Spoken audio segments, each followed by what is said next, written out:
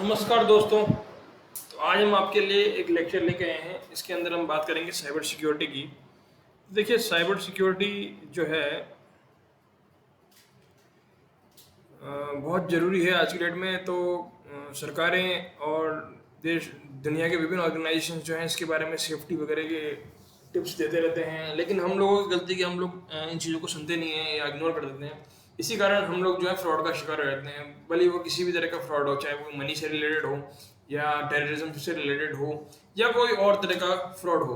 तो आज हम इसमें बात करेंगे कि किस तरह से साइबर जो क्राइम है, साइबर स्पाइंग है, साइबर अटैक है, साइबर टेररिज्म है होते हैं, और रैंसमवेयर जो अब रिसेंटली मतलब काफ़ी सालों से, 1-2 सालों से पिछले जो है इंडिया के अंदर भी काफ़ी ट्रेंड में आ चुका है। पहले इक्के दुक्के केस होते थे 5-7 साल पहले तक, लेकिन अभी जो है और ये देखा जा रहा है कि काफ़ी जो नॉर्मल पब्लिक है उनके कंप्यूटर्स पे भी अटैक हो रहा है। पहले सिर्फ जो है सिक्योरिटी या फिर जो ऑफिशियल होते हैं कंप्यूटर्स उन पे अटैक करते थे, लेकिन अब जो है ये लोग आम आदमी पे भी अटैक करने लगे हैं। तो इसलिए ये हमारे लिए आवश्यक जानकारी है जिसे हमें जानना चाहिए, और जो किस तरह से हम इससे बच सकते हैं ये हमें तरीका पता करना चाहिए या मालूम करना चाहिए। ये जो भी गवर्नमेंट के डॉक्यूमेंट्स या इंटरनेशनल ऑर्गेनाइजेशन के डॉक्यूमेंट्स हैं उनको हमें रीड करना चाहिए, एनालाइज करना चाहिए।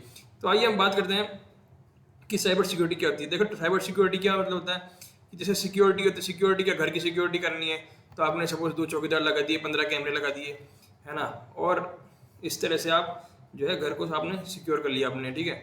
या और जो है बॉडी गार्ड वगैरह रख लिया अगर आप और ज़्यादा फेमस पर्सनैलिटी। तो इसी तरह से जो हम हैं, हम क्या कर सकते हैं साइबर सिक्योरिटी के अंदर जो है साइबर सिक्योरिटी के अंदर देखिए, it is a practice of defending computers, servers, mobile devices, electronic system, network from malicious attack. तो जो मैलिशियस अटैक हैं, जो अटैक हमारे पे हो सकते हैं, उनसे हम जो है इन कंप्यूटर सर्वर्स और हमारे जो भी इलेक्ट्रॉनिक आइटम है, बेसिकली मोबाइल डिवाइसेस, इन सब को हम बचाते हैं। किस तरह से जो बचाएंगे उसको हम साइबर सिक्योरिटी बोलेंगे, ठीक है। और तो देखिए, पहला इसमें जो टाइप है, इसमें देखिए कई तरह से क्लासिफिकेशन कर सकते हैं। आप इंटरनेट पे अगर जाएंगे तो आपको कई तरह के क्लासिफिकेशन मिलेंगे, लेकिन हम बात करते हैं बेसिक डेफिनेशंस क्या होती हैं, मतलब बेसिक चीज़ क्या होती है। तो साइबर स्पिनॉज या साइबर स्पाइंग, स्पाइंग से या स्पिनॉज से एक जो है वर्ड से हमको पता लग रहा है कि हाँ भाई इसमें कुछ है ना, स्पाई जैसा है कि चोरी से कोई आपको देख रहा है या कोई आपकी बातें सुन रहा है या कोई आपके बारे में पता कर रहा है कि एक्चुअल में ये आदमी क्या कर रहा है। जैसे फिल्मों में अक्सर आपने देखा होगा कि स्पाई हायर करते हैं कि जैसे गुंडों ने को का पता लगाने के लिए हीरो ने जैसे स्पाई हायर किया, हीरोइन ने स्पाई हायर किया और उनके बारे में पता करा। तो उसी तरह से यहाँ पे भी क्या हो रहा है, स्पाई ये लोग यूज़ कर रहे हैं लेकिन वो सॉफ्टवेयर के टर्म यूज़ कर रहे हैं, ठीक है। तो यहाँ पे ये लोग इंटेलिजेंस गैदर करते हैं, मतलब उस इंसान के या उस कंप्यूटर के बारे में जो है पता करते हैं, इंटेलिजेंस गैदरिंग करते हैं, ठीक है। और डेटा चुरा लेते हैं उसका, ठीक है।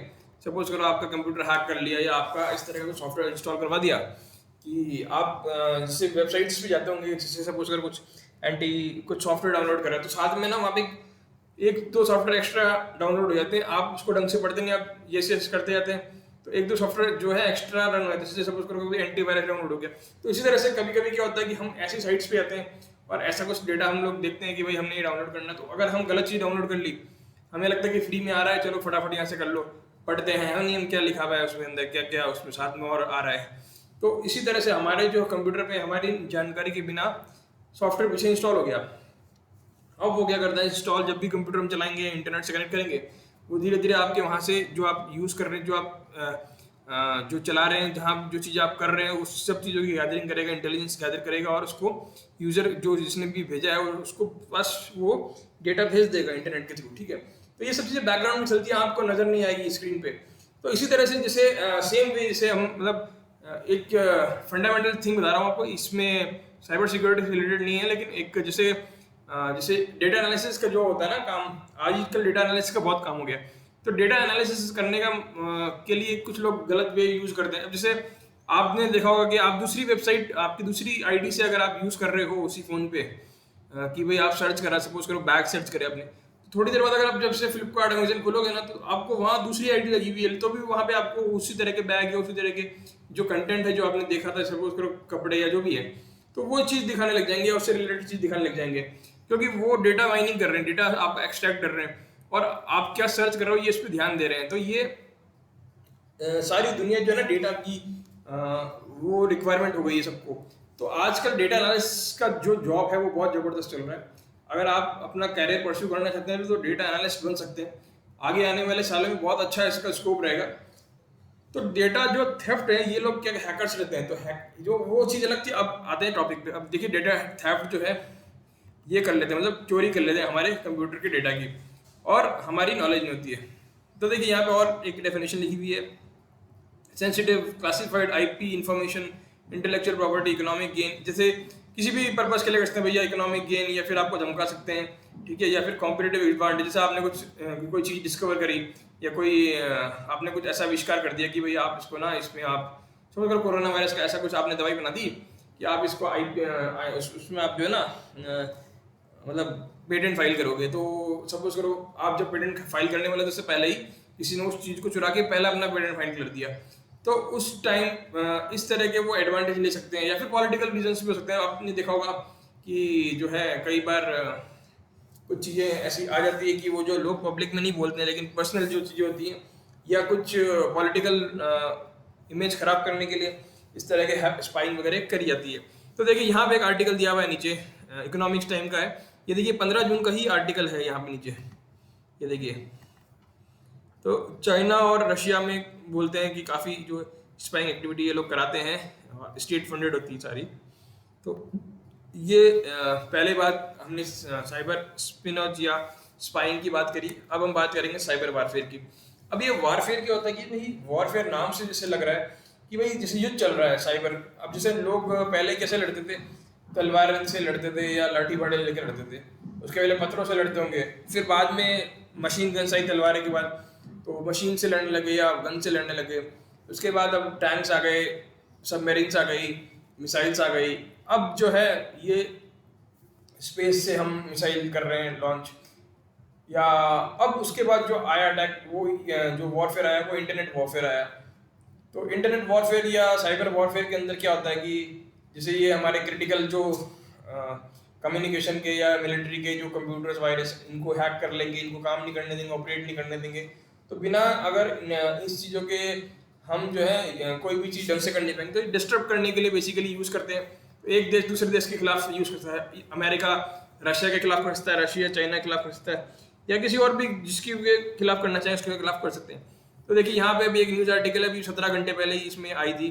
तो यहाँ पे देखो, यहाँ पे व्लादिमीर पुतिन का एक स्टेटमेंट आया हुआ है कि भाई आपके पास क्या प्रूफ है कि हमने जो है आपके पास साइबर वारफेयर किया है यूएस के साथ। और बिडेन और इन्होंने यहाँ पे भी साइबर वारफेयर को लेके कुछ इन्फॉर्मेशन अपना स्टेटमेंट दिया है, ठीक है।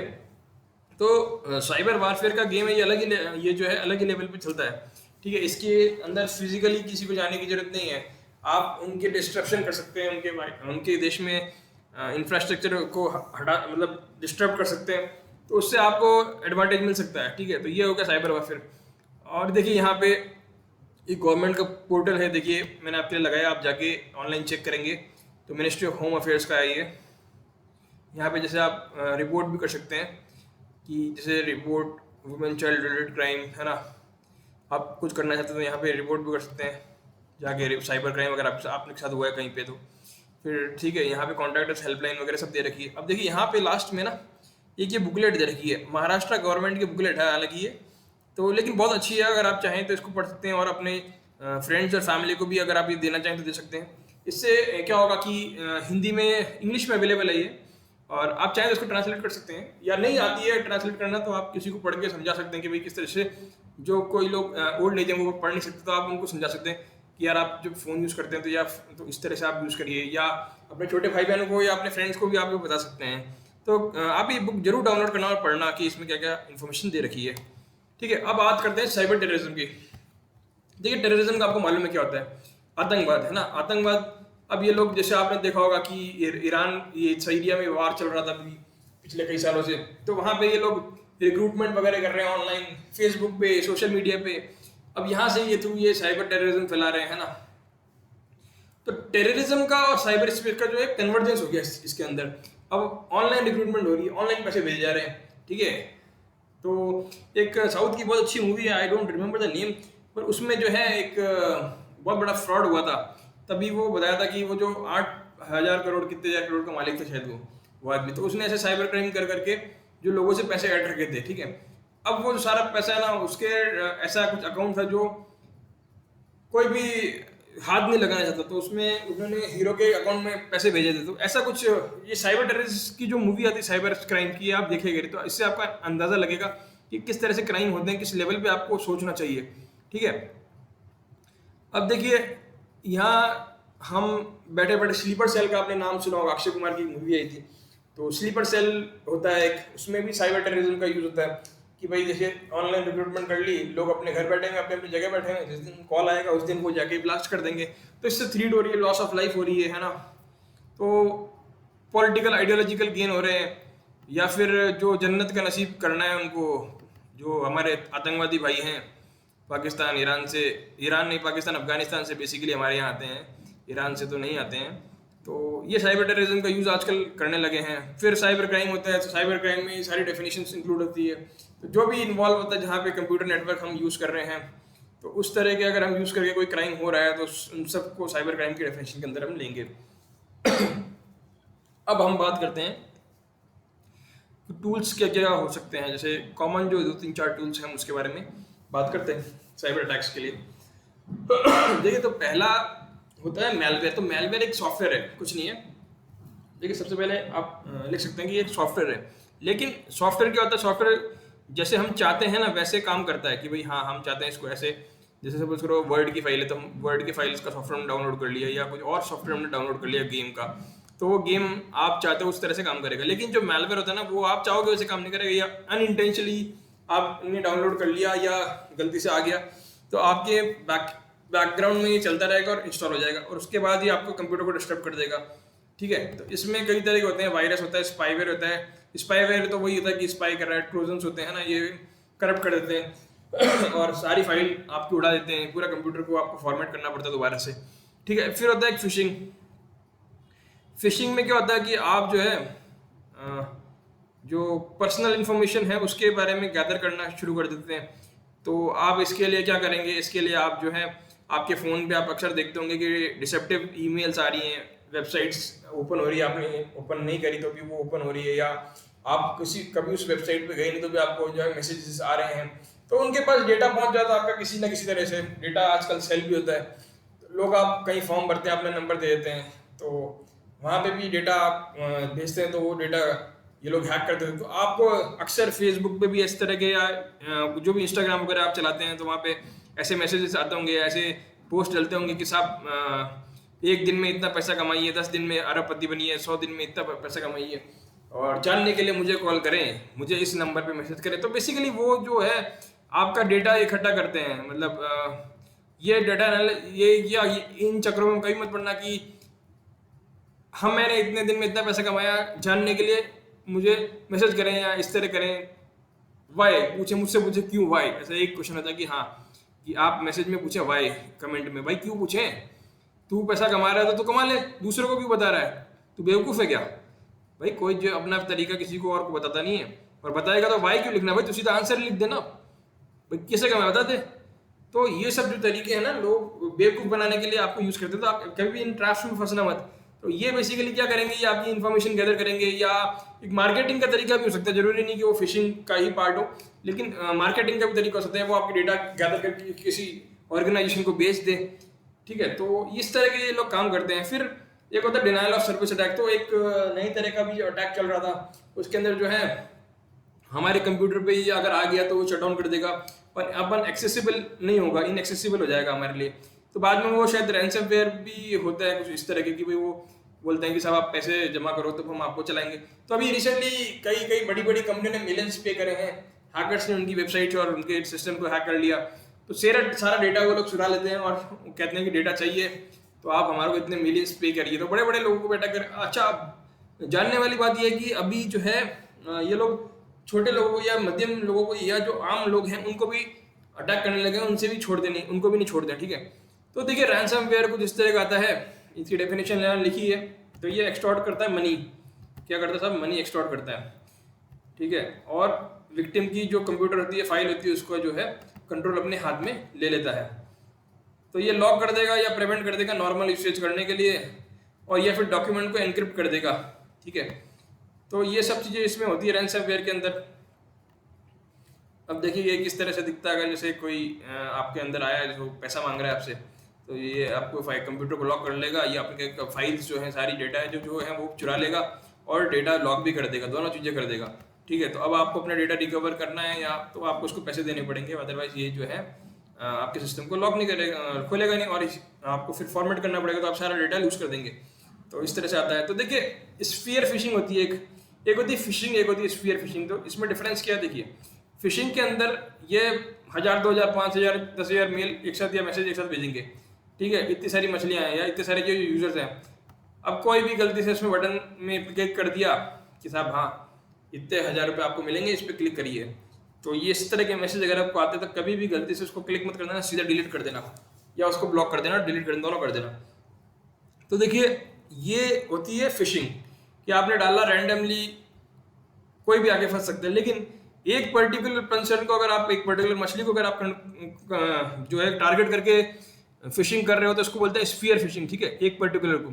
तो जैसे ही कोई, जैसे गवर्नमेंट का कोई बड़ा कर्मचारी है जिसके पास है ना ऐसी कोई इंफॉर्मेशन होती है गवर्नमेंट की कि वो बाहर चले जाए तो बहुत क्रिटिकल है, बहुत काफ़ी पैसे में बिक सकती है, तो ये लोग क्या करते हैं कि ऐसे आदमी को पकड़ते हैं और उसका जो है डेटा हैक करने की कोशिश। तो इस पर्टिकुलर पर्सन, या कोई गवर्नमेंट बड़ी कंपनी का एम्प्लॉय लो, प्राइवेट कंपनी का ले लो, पर्सनल ले लो, जिससे वो लोग कुछ बेनिफिट उठा सकते हैं। तो इस आदमी को ये लोग क्या करेंगे, अगर सिर्फ इस आदमी को टारगेट करने के लिए लोग बना रहे हैं, तो ये हो गया स्फीयर फिशिंग। ठीक है, तो देखिए यहाँ पे इसमें मैंने लिखा हुआ है कि किस तरह से ये जो है ये भेजता। तो हैकर ने विक्टिम को टारगेट किया, फिर मैसेज भेजा, ऐसे भेजेगा कि आपको लेजिटिमेट लगेगा, फिर उसने वो गलती से खोल दिया और हैकर ने जो है स्टील कर लिया डेटा। ठीक है, तो ये आगे इसको भेज सकता है। फिर देखिए 0 डे वल्नरेबिलिटी टाइमलाइन है इसमें, यहाँ पे सॉफ्टवेयर डेवलप्ड हुआ।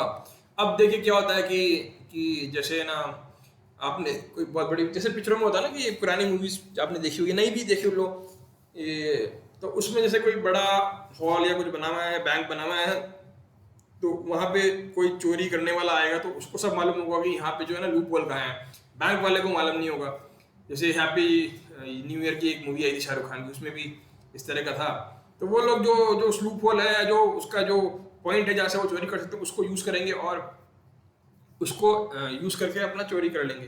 तो इसी तरह से यहाँ पे भी ये सॉफ्टवेयर डेवलपर जो है कुछ लूप होल छोड़ देते हैं जो उनको मालूम नहीं होते। तो जब तक वो ठीक करेंगे, उसको पैच देंगे आपको, तब तक ये जो है मैलवेयर की हेल्प से जो अटैकर है वो आपको नुकसान कर देगा। ठीक है, तो इस तरह का होता है। अब देखिए साइबर रिजिलियंस जो है एक काफ़ी वर्ड रहता है, मतलब न्यूज़ में रहता है। तो आप देखिए साइबर रिजिलियंस क्या होता है कि भाई आपके पास साइबर थ्रेट हो रहे हैं, साइबर अटैक हो रहे हैं, लेकिन उसके बाद भी आप जो है अपना बिजनेस चलाने में, बिजनेस ऑपरेशंस करने में सक्षम हैं, तो उसको बोलते हैं साइबर रिजिलियंसी। रिजिलियंसी मतलब जो कि आप जो है ना अपने अंदर इतना ताकत है कि आप आराम से उसको फेस कर लेंगे, है ना। आपके जो डेली लाइफ के जो भी आपके काम है वो डिस्टर्ब नहीं होंगे, है ना। तो इसका गोल क्या होता है कि ऑर्गेनाइजेशन जो है थ्राइव करेगी एडवर्स कंडीशंस में। कितनी भी एडवर्स कंडीशन आ जाए, कोरोना वायरस आ गया, अब जिनके पास पैसा है, एजुकेशन ग्रुप या हेल्थ ग्रुप या कोई भी ग्रुप ले लो जो ऑनलाइन चला सकते हैं, इतना पैसा है कि वो ऑनलाइन अपना सॉफ्टवेयर चला सकते हैं, खरीद सकते हैं, तो वो चला लेंगे, वो रिजिलियंट है। लेकिन जो छोटे छोटे कोचिंग सेंटर्स हैं, छोटे छोटे जो लोग हैं, उनके पास इतना पैसा नहीं है कि वो अफोर्ड कर पाए, तो वो रिजिलियंट नहीं है ना। तो ये डिफरेंस हो गया। तो इसी के साथ मैं आज का लेक्चर ख़त्म करता हूँ। आशा करता हूँ आपको ये लेक्चर समझ में आया होगा। Thank you.